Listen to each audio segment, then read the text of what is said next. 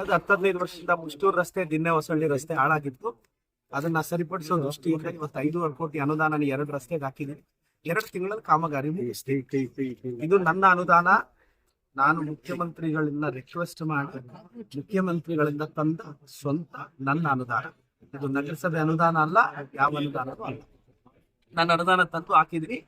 ಈಗ ಈ ರೋಡ್ ಆಗೋದ್ರೊಳಗಡೆ ಮುಷ್ಟೂರು, ದಿನ್ನೆ ಹೊಸಳ್ಳಿ ಜನರ ಕಷ್ಟ ಹೋಗಿ ಕೇಳ್ತೇನೆ. ಆ ಊರಿಗೆ ಹೋದ್ರೆ ಅವ್ ಎರಡು ರೋಡೇ ಮೇಜರ್ ಆಗಿ ಕೇಳೋದು. ಅದಕ್ಕೆ ಹಾಕ್ಸಿದ್ದು ಹೋಗೋಣ ಅಂತ ವೇಟ್ ಮಾಡ್ತೀವಿ.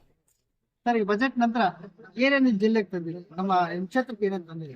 140 ಕೋಟಿ ಫ್ಲವರ್ ಮಾರ್ಕೆಟ್ಗೆ, 150 ಕೋಟಿ ವಿಟ್ರು ಸಬ್ ಸೆಂಟರ್ಗೆ, 200 ಕೋಟಿ ರೇಷ್ಮೆ ಮಾರುಕಟ್ಟೆಗೆ, ಮಂಚನಹಳ್ಳಿ ಪ್ರಜಾಸೌಧಕ್ಕೆ 12 ಕೋಟಿ, ಒಟ್ಟು 500 ಕೋಟಿ ಅನುದಾನ ಈ ವರ್ಷದ ಬಜೆಟ್ ಅಲ್ಲಿ ಬಂದಿತ್ತು. ಇದು ನಿಮಗೆ ಕಾಣಿಸುತ್ತೆ. ನಾವು 140 ಕೋಟಿನೂ ಮೀರಿ ಹೋಗ್ಬೋದು. ಈಗ ನಮ್ಮ ಮಿನಿಸ್ಟರ್ ಸಾಹೇಬ್ರು ಹಾಕಿರೋ ಆ ಪ್ಲಾನ್ ಪ್ರಕಾರ ಅದು 200 ಕೋಟಿ ಟಚ್ ಆದ್ರೂ ಆಗ್ಬಹುದು. ಬಟ್ ಮಿನಿಮಮ್ 140 ಕೋಟಿ ಅಂತೂ ಕೇಳಿದೀವಿ, ಕೊಡ್ತೀವಿ ಅಂತ ಮುಖ್ಯಮಂತ್ರಿಗಳು ಹೇಳ್ತಾರೆ. ಇಲ್ಲ, ಹಾಗೇನಿಲ್ಲ. ಎತ್ತಿನಹೊಳೆ ಅನ್ನೋದು ಸ್ಟೇಜ್ ಬೈ ಸ್ಟೇಜ್. ಈಗ ಆ ಸ್ಟೇಜ್ಗೆ ಒಂದು 450 ಕೋಟಿ ರಿಲೀಸ್ ಆಗಿದೆ. ನೆಕ್ಸ್ಟ್ ನಮ್ಗೆ ದೊಡ್ಡಬಳ್ಳಾಪುರದಿಂದ ಈ ಕಡೆ ಬರುವಾಗ ನಮಗೂ ಬಿಡುಗಡೆ ಆಗುತ್ತೆ. ಅಷ್ಟೇ ನೆಕ್ಸ್ಟ್ ಬಜೆಟ್ ಅಲ್ಲಿ ಅನೌನ್ಸ್ ಮಾಡುತ್ತೆ. ಸರ್, ಕಾಮಗಾರಿಗಳು ಉದ್ಘಾಟನೆ ಮಾಡ್ತಿದ್ದೀರಲ್ಲ, ಇದಕ್ಕೆಲ್ಲ ಕಾಲಮಿತಿ ನಿಗದಿ ಮಾಡಿ ಇಷ್ಟು ಟೈಮ್ ಒಳಗಡೆ ಫಿನಿಶ್ ಮಾಡಬೇಕು. ಜಡಲ್ತಿಮ್ನಳ್ಳಿ 1 ತಿಂಗಳಲ್ಲಿ ಮುಗಿಸಿದ್ದೀವಿ. ಇದನ್ನ 2 ತಿಂಗಳಲ್ಲಿ ಮುಗಿಸ್ತಾರೆ. ಮಳೆಗಾಲದೊಳಗೆ ಮುಗಿಸ್ಬೇಕು ಸರ್. ಮತ್ತೆ ಇನ್ನೊಂದು ಮಾಧ್ಯಮ ಮಿತ್ರರಿಗೆ ಒಂದು ಪ್ರಮುಖವಾದ ಅನೌನ್ಸ್ಮೆಂಟ್ ಇದೆ. ಮುಂದಿನ ವಾರ ಡೇಟ್ ಅನೌನ್ಸ್ ಮಾಡ್ತಿದೀವಿ. ಕೇಂದ್ರ ಸರ್ಕಾರ ಮತ್ತು ರೈಲ್ವೆ ಇಲಾಖೆ ವಿರುದ್ಧ ನಾನು, ನಮ್ಮ ಪಕ್ಷದ ಎಲ್ಲಾ ಸದಸ್ಯರು ಕೇಂದ್ರ ಸರ್ಕಾರ, ರೈಲ್ವೆ ಇಲಾಖೆ ಮೇಲೆ ಮುಂದಿನ ವಾರ ಬೃಹತ್ ಪ್ರತಿಭಟನೆ ಮಾಡ್ತಿದ್ವಿ. ಶಿಡ್ಲಘಟ್ಟ ಸರ್ಕಲ್ನಿಂದ DC ಆಫೀಸರ್ಗೂ ವಾರ್ಡ್ ನಂಬರ್ 30ರಲ್ಲಿ 300 ದಲಿತರ ಮನೆಗಳನ್ನ ಖಾಲಿ ಮಾಡಿಸಿ ರೈಲ್ವೆ ಟ್ರ್ಯಾಕ್ ಹಾಕ್ತೀವಿ ಅಂತ ಹೋಗ್ತಿದ್ದಾರೆ. ನಾವ್ ಯಾವುದೇ ಕಾರಣಕ್ಕೆ ದಲಿತರ ಮನೆಗಳನ್ನ ಖಾಲಿ ಮಾಡಕ್ ಬಿಡಲ್ಲ. ದಲಿತರ ಪರವಾಗಿ ನಾವಿದ್ದೀವಿ. ಕೇಂದ್ರ ಸರ್ಕಾರ ಮತ್ತು ರೈಲ್ವೆ ಇಲಾಖೆ ವಿರುದ್ಧ ದಲಿತರ ಮನೆಗಳನ್ನ ಮುಟ್ಟಿದ್ರೆ ನಾವು ಸುಮ್ಮನೆ ಇರಲ್ಲ. ದಲಿತ ಸಮುದಾಯದವರ ಪರವಾಗಿ ಕೇಂದ್ರ ಸರ್ಕಾರ, ರೈಲ್ವೆ ಇಲಾಖೆ ವಿರುದ್ಧ ಮುಂದಿನ ವಾರ ಬೃಹತ್ ಪ್ರತಿಭಟನೆ ನಮ್ಮ ಕಾಂಗ್ರೆಸ್ ಪಕ್ಷದಿಂದ ನಡೆಸ್ತಾ ಇದೀವಿ. ಅದರ ರೂಪುರೇಷೆಗಳ ಬಗ್ಗೆ 3 ದಿನದಲ್ಲಿ ನಿಮ್ ಮುಂದಕ್ಕೆ ಮತ್ತೆ ಬರ್ತದೆ. ಸರ್, ಈಗ 3ನೇ ಹಂತದ ಶುದ್ಧೀಕರಣ HN ವ್ಯಾಲಿ ಬಗ್ಗೆ ಒಂದು ಪ್ರಸ್ತಾಪ ಆಯ್ತು. ಅದು ಬರುತ್ತೆ ಸರ್. ಅದೀಗ HN ವ್ಯಾಲಿಗೆ ಕೆರೆ ತುಂಬ ಇನ್ನೊಂದು 24 ಕೆರೆ ತುಂಬ ಇದಕ್ಕೂ ರಿಲೀಸ್ ಆಗಿದೆ. ಸೊ ಹಂತವಾಗಿ ನಮ್ಗೆ ನಂಬಿಕೆ ಇದೆ ಸರ್. ಎತ್ತಿನೊಳೆ ನೀರು ಬಂದ್ಬಿಟ್ರೆ ಅದಕ್ಕೂ ಅಲ್ವಾ, ಅಲ್ಲ, ಎತ್ತಿನೊಳೆ ನೀರು ಬಂದ್ರೆ ಇದೆಲ್ಲ ಇದ್ರ ಸಮಸ್ಯೆ ಇರಲ್ಲ ಅಂತ. ಸೊ 3ನೇ ಹಂತದ ಶುದ್ಧೀಕರಣದ ಪರವಾಗಿ ನಾನು ಇದ್ದೀನಿ, ಯಾವಾಗಲೂ ಇರ್ತೀನಿ. ನೀರಾವರಿ ಹೋರಾಟಗಾರರಿಗೆ ನಾನು ಹೇಳ್ತೀನಿ, ಸ್ಥಳೀಯ ಶಾಸಕನಾಗಿ ನಾನು ನಿಮ್ ಪರವಾಗಿದ್ದೀನಿ ಸರ್. ಸರ್ಕಾರದಲ್ಲಿ ಏನ್ ಬೇಡಿಕೆ ಡಿಮ್ಯಾಂಡ್ ಇಡಬೇಕು ಇಡೋಣ. ಸರ್, ಈಗ ಏನು ಬಜೆಟ್ ಬಗ್ಗೆ ಎಲ್ಲ ಮುಸ್ಲಿಂ ವಲಯಕ್ಕೆ ಅಂತ ಹೇಳಿ ಈಗ ಇವರೆಲ್ಲ ಕ್ರಿಟಿಕಲ್ ಬೇರೆ ಬೇರೆ ತರ ಕಾಮೆಂಟ್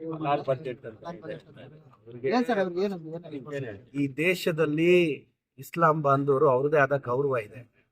100 ಪೇಜ್ ಬಜೆಟ್ ಅಲ್ಲಿ 99 ಪೇಜ್ ಹಿಂದೂ ಧರ್ಮದವ್ರು ಕೊಟ್ಟಿದ್ವಿ. ನಾನು ಹಿಂದೂ ಧರ್ಮದವ್ರು.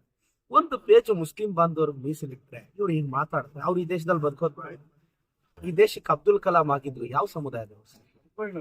IAS ಟಾಪರ್ ಆದ್ರು 2 ಸಲ ಯಾವ ಸಮುದಾಯ? ಯಾಕೆ ಇವ್ರು ಡಿವೈಡ್ ಮಾಡ್ತಿದ್ದಾರೆ? ನಾವು ಹಳ್ಳಿಗಳಲ್ಲಿ ಚೆನ್ನಾಗೇ ಇದೀವಪ್ಪ. ನಾವೆಲ್ಲ ಹಳ್ಳಿಗಳಲ್ಲಿ ಹಿಂದೂ, ಮುಸ್ಲಿಮು, ಬಾಬೆನ ಹಬ್ಬಕ್ಕೆ ನಾವು ಹೋಗ್ತೀವಿ, ನಮ್ಮ ಹಬ್ಬಕ್ಕೆ ಅವ್ರು ಬರ್ತಾರೆ. ನಾವೆಲ್ಲ ಚೆನ್ನಾಗೇ ಇದೀವಿ. ಅಲ್ವಾ, ಕ್ರಿಶ್ಚಿಯನ್ಸು, ಮೈನಾರಿಟೀಸ್ ನಾವು ಚೆನ್ನಾಗೇ ಇದೀವಿ. ನಾವು ಚರ್ಚ್ಗೆ ಹೋಗ್ತೀವಿ, ಪೂಜೆ ಮಾಡ್ತೀವಿ, ಅವ್ರ ಹಬ್ಬಕ್ಕೆ ಕರೀತಾರೆ, ನಮ್ಮ ಹಬ್ಬಕ್ಕೆ ಅವ್ರು. ನಾವೆಲ್ಲ ಚೆನ್ನಾಗೇ ಇದೀವಿ. ಇವ್ರು ಯಾರೋ BJP 8 ಜನ ಮಾಡ್ತಾರೆ. ಸೊ ಹಾಗೇನಿಲ್ಲ.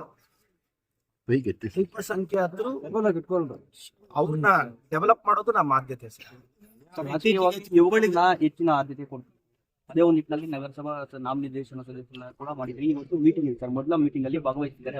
ನನ್ನ ಅಣ್ಣ ಮಕ್ಕಳು ಮತ್ತೆ ಸದಸ್ಯರು ಆಯ್ಕೆ ಆದದ್ದು 5 ಜನ. ನಾನು ಹೇಳೋದೇನು ಗೊತ್ತಾ, SC ST ಸಮುದಾಯದವ್ರನ್ನ ಮುಖ್ಯವಾಹಿನಿಗೆ ತರಬೇಕಲ್ಲ.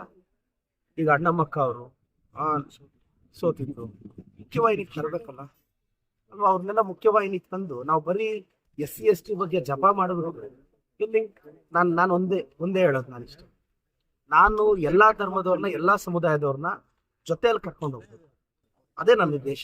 ನೋಡಿ, ನನ್ನ ಸಮುದಾಯಕ್ಕೆ ನಾನು ಇನ್ನೂ ಆದ್ಯತೆ ಕೊಟ್ಟಿಲ್ಲ. ನಿಮ್ಗೆ ಒಂದು ಎಕ್ಸಾಂಪಲ್ ಹೇಳ್ತೀನಿ. ಜಿಲ್ಲಾ ಗ್ಯಾರಂಟಿ ಸಮಿತಿಯನ್ನ ನಮ್ಮ ಯಲವಳ್ಳಿ ರಮೇಶ್ ಅಣ್ಣಗೆ ಮಾಡಿದ್ದೀನಿ. ತಾಲೂಕ್ ಗ್ಯಾರಂಟಿ ಸಮಿತಿ ಅಧ್ಯಕ್ಷರಾಗಿ ನಮ್ಮ ಜಯರಾಮ್ ರೆಡ್ಡಿ ಅಣ್ಣನ್ ಮಾಡಿದ್ದೀನಿ. ಮಂಚೇನಹಳ್ಳಿ ತಾಲೂಕ್ ಸಮಿತಿ ಅಧ್ಯಕ್ಷರಾಗಿ ನಮ್ಮ ಮಧುಸೂದನ್ ರೆಡ್ಡಿ ಅಣ್ಣನ್ ಮಾಡಿದ್ದೀನಿ. ಡಿಸ್ಟ್ರಿಕ್ಟ್ PP ಆಗಿ ನಮ್ಮ ವಿನೋದ್ ಅಣ್ಣನ್ ಮಾಡಿದ್ದೀನಿ. ನಿಮ್ಗೊಂದು ಎಕ್ಸಾಂಪಲ್ ಹೇಳ್ತಾ ಇದ್ದೀನಿ. ಸಾಮಾಜಿಕ ನ್ಯಾಯ. ನೆಕ್ಸ್ಟ್, ಇವತ್ತು 5 ಜನ ಸದಸ್ಯರಲ್ಲಿ 2 ಮುಸ್ಲಿಂ ಬಾಂಧವರನ್ನ SC ನ ST ನ ಕುರುಬ ಸಮುದಾಯದವ್ರನ್ನ ಮಾಡಿದ್ದೀನಿ.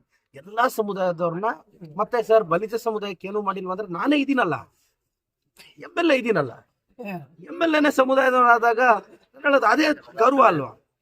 SC ST ಸಮುದಾಯದವ್ರನ್ನ ಎಲ್ರಿಗೂ ಮುನ್ನಡೆಸ್ಕೊಂಡು ಹೋಗೋದು ನನ್ನ ಜವಾಬ್ದಾರಿ. ನಾನು ಎಲ್ರಿಗೂ ಭರವಸೆ ಕೊಡ್ತೀನಿ. ಎಲ್ಲದರಲ್ಲೂ ಅವ್ರಿಗೆ ಅವಕಾಶ ಕೊಟ್ಟು ಮುಖ್ಯವಾಹಿನಿಗೆ ತರ್ತೀನಿ. ಸರ್ ಎಸ್ ಟಿ ಪ್ರಾಪರ್ಟಿ ಒಂದು ಇಶ್ಯೂ ಆಗಿದೆಯಲ್ಲ ಸರ್, ಅದ್ರ ಬಗ್ಗೆ ಏನ್ ಹೇಳ್ತೀರಾ? ಈಗ ನಾನೇನಿಲ್ಲ ಬ್ರದರ್, ವೆರಿ ಸಿಂಪಲ್. ಕಾನೂನು ರೀತಿ ಏನಿದೆಯೋ ಅದು ಕ್ರಮ ತಗೊಳಕ್ ಡೈರೆಕ್ಷನ್ ಕೊಟ್ಟಿದ್ದೀನಿ.